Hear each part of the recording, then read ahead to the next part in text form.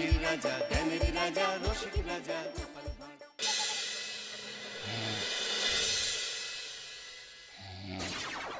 রাজা কৃষ্ণচন্দ্র, আমি এসেছি রে। চোখ খুলে দেখ বাবা, কে কে কে আমি স্বামী খটখটানন্দ। আমি জানতে পেরেছি তোর মনে সুখ নেই, তাই তো সেই সুদূর হিমালয় থেকে ছুটে এলাম। ও, আপনি কি করে জানলেন সাধু বাবা? ওরে পাগল ছেলের কথা শোনো। সন্তানের মনের কথা যদি জানতেই না পারি, তাহলে কিসের তপস্যা আর কিসের ধ্যান? কি জেনেছেন সাধু বাবা? 3 দিন ধরে মনে কোনো সুখ খুঁজে পাচ্ছি না, নানান রকম চিন্তায় জর্জরিত হয়ে রয়েছি। তার মধ্যে আজ 3 দিন হলো রানী বাপের বাড়ি গিয়ে রয়েছে। সুখ কি তোর একার? এই মায়ার সংসারে সুখ খুঁজে পাবি কি করি? তোর যে তপস্যার সময় হয়েছে বাবা। শোন, এই পাথরটা ধর। আমি যোগ বলে এই মন্ত্রপুত পাথর পেয়েছি। কাল পূর্ব দিকের নদীর পাড়ে এই মন্ত্রপুত পাথর স্থাপন করবি। আমি চাই তুই নিজে এই পাথরের আরাধনা করিস। তাই ওইখানে এক কুটির বানিয়ে তুই একা থাকবি। একা? আর রানী? সংসারে দুঃখ ছাড়ার কিছুই নেই। তোর আসলে সুখ লুকিয়ে আছে ওই মন্ত্রপুত পাথরে। এই পাথর তোর মনে সুখ ফিরিয়ে আনবে আর এই গোটা রাজ্যে শান্তি বজায় রাখবে। ঠিক আছে বাবা।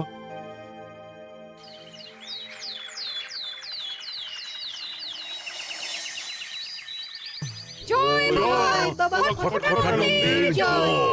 কি তার জ্যোতি, কি তার ব্যক্তিত্ব, আহ, কি তার কণ্ঠস্বর! এই মন্ত্রপুত পাথর আমার এবং এই রাজ্যের সকলে সুখ শান্তি ফিরিয়ে আনবে।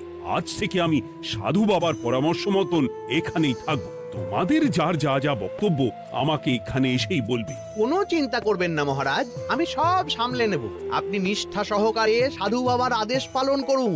মহারাজ, যার নামেই খট তার কথাই ভরসা করা কি ঠিক হবে? একটা সামান্য পাথর কি করে সুখ ফিরিয়ে আনবে মহারাজ? বিষয়টা কি খটখটানন্দের মতন খটকার নয়? এটা মোটেই সামান্য পাথর নয় গোপাল, এটা মন্ত্রপুত পাথর। আর এসব হচ্ছে বিশ্বাসের ব্যাপার। শুধু তোমার মতন ভাঁড় দিয়ে কি আর রাজ্য চলে? রাজ্য চালাতে গেলে ভক্তি, শ্রদ্ধা, আশীর্বাদও দরকার হয়। ঠিকই, শাস্ত্রে বলে বিশ্বাসে মিলায় বস্তু তর্কে বহুদূর। কিন্তু মহারাজ, রাজ্যটাও তো চালাতে হবে। আপনি এখানে থাকলে এই রাজ্যের কি হবে মহারাজ? একবার ভেবে দেখুন, সাধু বাবা আসল না হয়ে নকলও তো হতে পারে। দেখো গোপাল, তোমার যদি মনে বিশ্বাস না থাকে তাহলে আমি বলবো তুমি আর এখানে এসো না। তবে সাধু বাবার নামে কোনো বাজে মন্তব্য আমি শুনবো না। আমি চাই না আমার এই অবিশ্বাসের কারণে আমার রাজ্যের কোনো ক্ষতি হোক। আর আমি এই রাজ্যের মন্ত্রী, আমি থাকতে তোমাকে রাজ্য নিয়ে বেশি ভাবতে হবে না। তুমি এখন যাও তো গোপাল, যাও। মহারাজকে আর বিরক্ত করো না। পাল না থাকলে এ রাজ্যের কিছুই এসে যাবে না। আমরা থাকতে নাকি ভাঁড় চালাবে রাজ্য? আচ্ছা, ঠিক আছে, দেখা যাক। তাহলে আসি মহারাজ। হ্যাঁ হ্যাঁ, এসো এসো।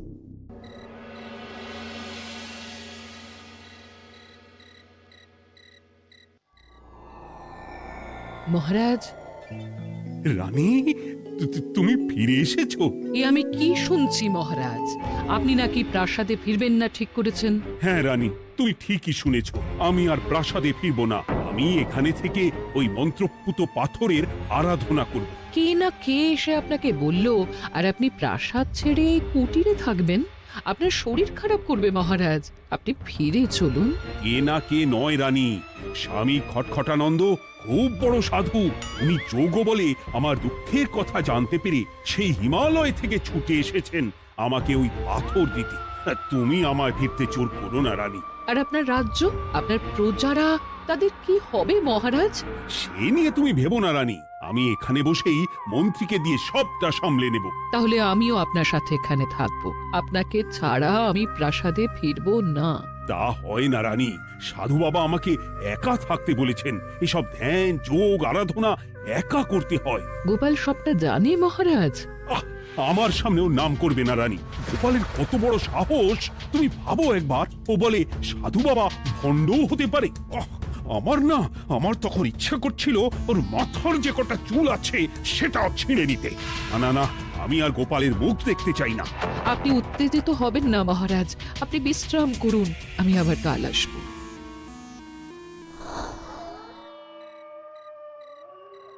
রাতের হাটেও সবজির যা দাম বেড়েছে, এরপর শুধু এক বেলা খেয়ে থাকতে হবে।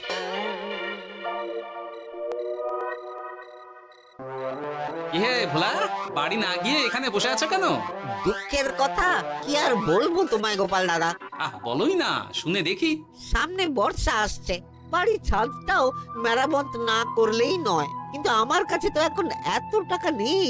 তাই ওই গিন্নির সাথে পরামর্শ করে গেলাম মহারাজের কাছে সাহায্য চাইতে।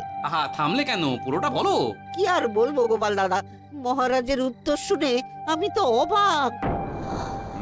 সবই তো বুঝলাম ভোলা, কিন্তু আমার যে কিছুই করার নেই। সাধু বাবা বলেছেন আজ থেকেই রাজ্যের সব সুখ দুঃখের দায়িত্ব ওই মন্ত্রপুত পাথরে। তুমি চিন্তা করো না, এক কাজ করো, তোমার সমস্যার কথা গিয়ে ওই মন্ত্রপুত পাথরের কাছে জানাও। আর তোমরাও আজ থেকে তোমাদের যা চাওয়া পাওয়া আছে সব গিয়ে ওই পাথরকে জানাবে। যা করার পাথরই করবেন।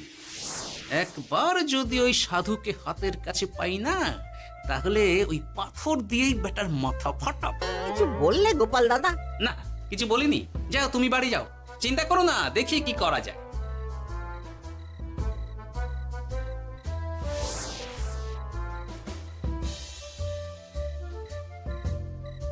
কি ব্যাপার, এত রাতে বটা ঘটা মন্ত্রীর বাড়িতে কি করছিল?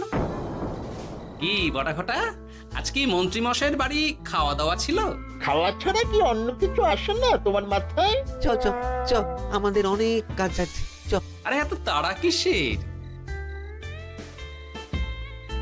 বাবা, বটা ঘটার এত কি গুরুত্বপূর্ণ কাজ যে একেবারে ছুটে পালালো? না, ব্যাপারটা তো সুবিধের ঠেকছে না।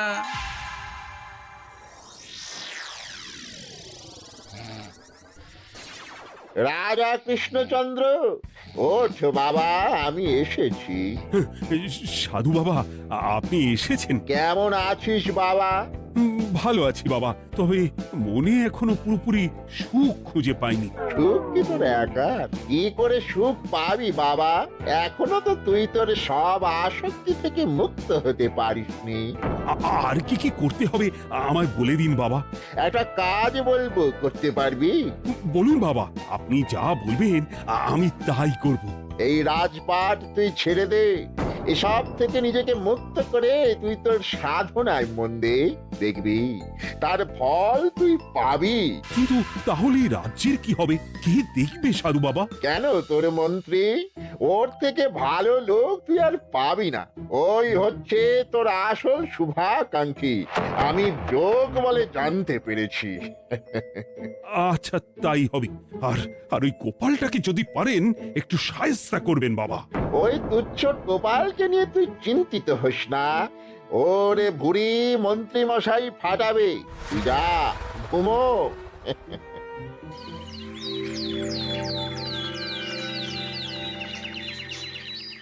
শোনো শোনো শোনো, আজ থেকে মহারাজ কৃষ্ণচন্দ্রের আদেশে এই রাজ্যের ভার এই রাজ্যের মন্ত্রীর। আর মহারাজ নিজে তার কুটিরে নিরিবিলিতে থাকতে চাইছেন। উনি চান না কেউ ওনাকে বিরক্ত করুক। তাই আজ থেকে যার যা সমস্যা সবাই মন্ত্রী মশাইকে জানাবে। মন্ত্রী মশাই যাকে যা বলবেন তাকে তাই শুনতে হবে। শোনো শোনো শোনো।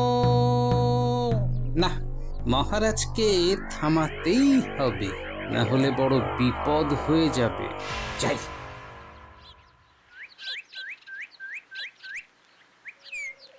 মহারাজ, এই ভুল আপনি করবেন না। মন্ত্রীর হাতে রাজ্যের ভার দিলে রাজ্যের সর্বনাশ হবে মহারাজ। দেখো গোপাল, আমি যেটা করেছি সেটা ঠিক বুঝেই করেছি। আমার সিদ্ধান্ত আর বদলাবে না, আর এই বিষয় নিয়ে আমি তোমার সাথে কথাই বলতে চাই না। মহারাজ, গ্রামবাসীরা আপনার এই সিদ্ধান্ত খুশি মনে মেনে নেয়নি। সবার কথা একবার ভেবে তারপর সিদ্ধান্ত নিন মহারাজ। একজন বাইরের লোকের কথায় কোনো সিদ্ধান্ত নেবেন না দয়া করে। গোপাল, তুমি যদি সাধু বাবার সিদ্ধান্তে প্রশ্ন তোলার চেষ্টা করো তাহলে আমি বাধ্য হব মন্ত্রীকে বলে এই রাজ্য থেকে তোমায় বিতাড়িত করতে। একজন সেই হিমালয় থেকে আমাদের উপকার করতে এলো, আর তুমি তার বিরুদ্ধেই কথা বলছো। ছি ছি গোপাল, ছি। মজা, কি মজা! শুধু মুদ্রা, শুধু মোহর, যেদিকে তাকাবো শুধু সোনার মোহর আর সোনার মোহর। তুমি কি পাগল হয়ে গেলে? এখন হইনি গিন্নি, তবে এবার সত্যি সত্যি হয়ে যাব। এত সোনার মোহর একসাথে হাতে পেলে কেউ কি সুস্থ থাকতে পারে? আর বেশি দিন বাকি নেই যখন কৃষ্ণনগরের কোষাগারের মালিক হব আমি। আর মহারাজ, মহারাজকে ছেড়ে দেবেন? চিন্তা নেই, মহারাজ কিছুই করতে পারবেন না। তিনি এখন সাধু বাবার আদেশে পাথরের আরাধনায় ব্যস্ত। আর প্রহরীরা, তারা কিছু বলবে না? প্রহরীরা তো এখন আমার গোলাম। মন্ত্রীমশাই, মন্ত্রীমশাই, আমরা এসেছি। ওই তো ওরা চলে এসেছে। ওরা কি করবে? ওরাই তো কোষাগার লুট করতে আমায় সাহায্য করবে। রাজ কোষাগার হবে শুধু আমার, আমার, আমার।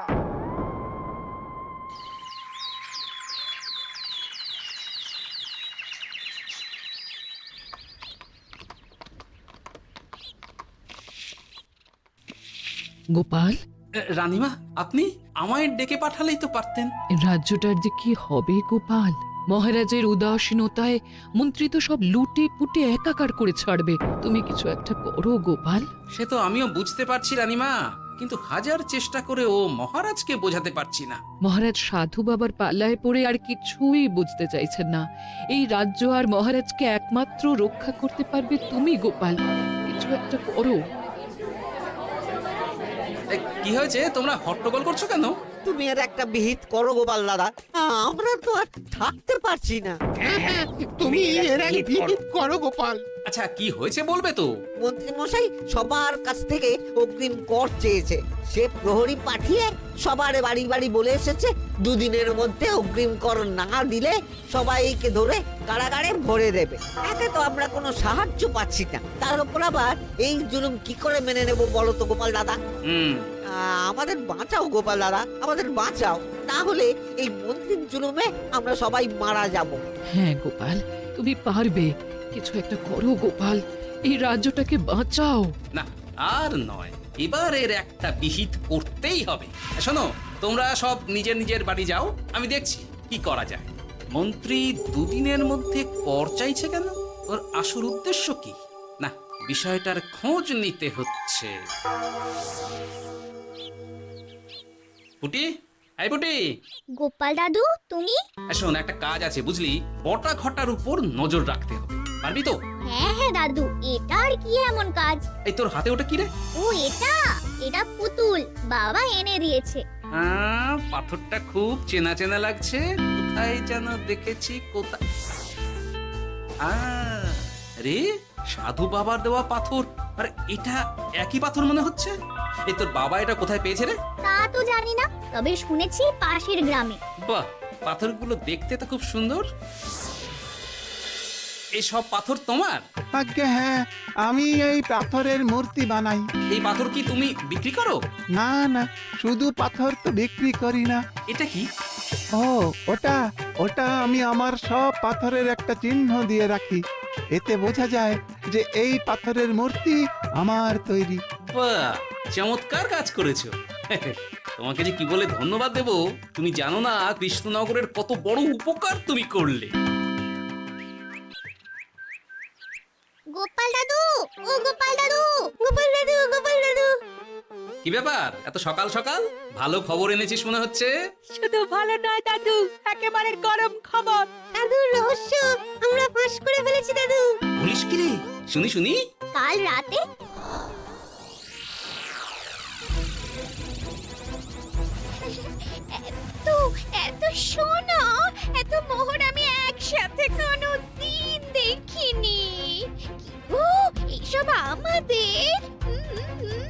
গিন্নি হ্যাঁ এই সব আমাদের সব। ওরে বাবা, আমার তো বিশ্বাসই হচ্ছে না। ভাবলেই গায়ে কাঁটা দিচ্ছে। রে বটা, আজ সাধু সেজে মহারাজের কাছে গেছিলি? হ্যাঁ, মহারাজ তো আজ প্রায় পা ছুঁয়ে প্রণাম করতে যাচ্ছিলেন, কোনো মতে ঠেকিয়েছি। বলেছি প্রণাম নেওয়া আমার গুরুর বারণ আছে। আর আমি তো আজ এমন ধোঁয়া দিয়েছি যে মহারাজ একেবারে কেসে কেসে অস্থির।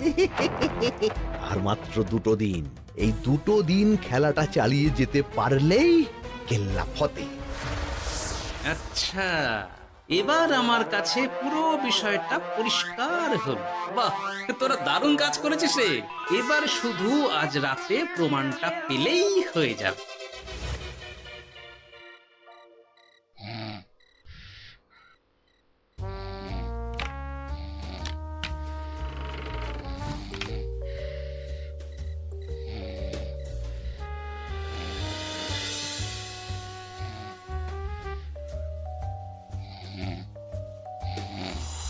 এই তো একে একে 2 মিলে যাচ্ছে।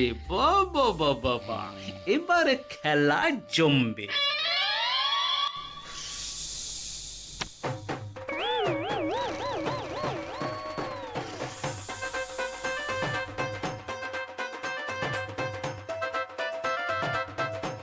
এই ঘটা ঘটা রে, এই ঘরে এত ধোঁয়া এলো কি করে রে? সত্যি তো, এত ধোঁয়া এলো কি করে? ঘরে কি আগুন লাগলো নাকি রে? এই বটা, ওটা কি রে? হ্যাঁ, এ তো ভূত। আমরা তো কিছু করিনি। আমরা কিছু করিনি, বিশ্বাস করো ভূত দাদা, আমরা কিছুই করিনি। তোরা আমাদের পূর্বপুরুষের প্রস্তর খণ্ড নিয়ে এসেছিস। তোদের এত বড় সাহস, আজ আমরা তোদের ঘর মটকাবো। আমরা কোনো খণ্ডমণ্ড নিইনি ভূত দাদা। এই কথা, তুই কি ওনাদের কোনো খণ্ড এনেছিস? না না না না না, আমি তো অমন কিছু আনিনি।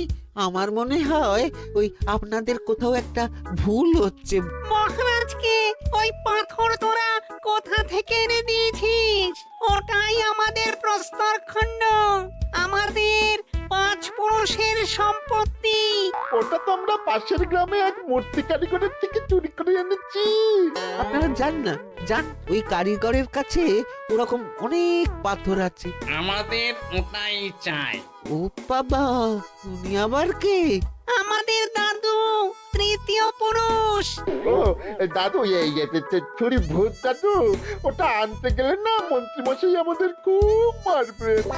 খা, ওদের মুন্ডু চিবিয়ে খা। না না, ওরকম করবেন না দাদু ভূত, তাতে আমাদের খুব লাগবে। তাহলে বল, মন্ত্রীর আসল উদ্দেশ্য কি? 2 দিন পর ও কি করবে? 2 দিন পরে মন্ত্রী মশাই কোষাগার লুট করে রাজ্য থেকে পালাবেন। এবার আমাদের ছেড়ে দিন দাদু ভূত।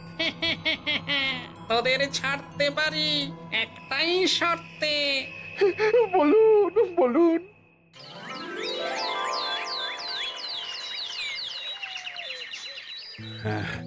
রাজ্যের পরিস্থিতি কি? প্রজারা সবাই ভালো আছে তো? হ্যাঁ মহারাজ, সেসব নিয়ে আপনি একদম চিন্তা করবেন না। বাবা, আপনি এসেছেন? হরে কৃষ্ণচন্দ্র, একটা কথা তোকে না বলে আর থাকতে পারলাম না। এটা আবার কে রে? বলুন বাবা। এই মন্ত্রীকে এই রাজ্যের দায়িত্ব দিতে বলে আমি বড় ভুল করেছিলাম। আসলে এই মন্ত্রী হচ্ছে চোর, ও তোর কোষাগার ফাঁকা করে পালাবার মতলব করেছে। কি বলছেন বাবা? মন্ত্রী, উনি যা বলছেন সব সত্যি? না না মহারাজ, এই বটা কি হচ্ছে কি? বটা? তুমি সাধু বাবাকে বটা বলে ডাকছো কেন? আমি বলি কি বাবা, এই মন্ত্রীকে তুই শুলে দে। বটা, তুই থামবি? আমার খেয়ে আমায় ছুরি মারা, ওর কথা আপনি বিশ্বাস করবেন না মহারাজ। ও সাধু নয়, ও ভণ্ড। মানেটা কি? মন্ত্রী মশাই ঠিকই বলছেন মহারাজ। ও সাধু নয়, ও কৃষ্ণনগরের বটা। এসব আপনার আদরের মন্ত্রীর কাজ মহারাজ। মন্ত্রী আপনার রাজ্য লুট করার মতলব করেছে, তাই বটাকে সাধু সাজিয়ে আপনার মন জয় করে প্রথমে আপনাকে প্রাসাদ থেকে তাড়িয়েছে, তারপর রাজ্যপাট নিজের হাতে নিয়ে কোষাগার হাতিয়েছে। আর এই পাথর কিসের গোপাল? পাথর? পাথর এই কারিগরের মহারাজ। উনি পাশের গ্রামে এই পাথর দিয়ে মূর্তি গড়েন। মন্ত্রী বটাকে দিয়ে এই পাথর চুরি করিয়েছে।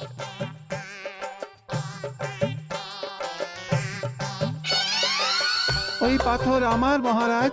আমি তোমায় ছাড়বো না মন্ত্রী, তোমায় আমি শুলে দেব। প্রহরী, প্রহরী! কেউ আসবে না মহারাজ।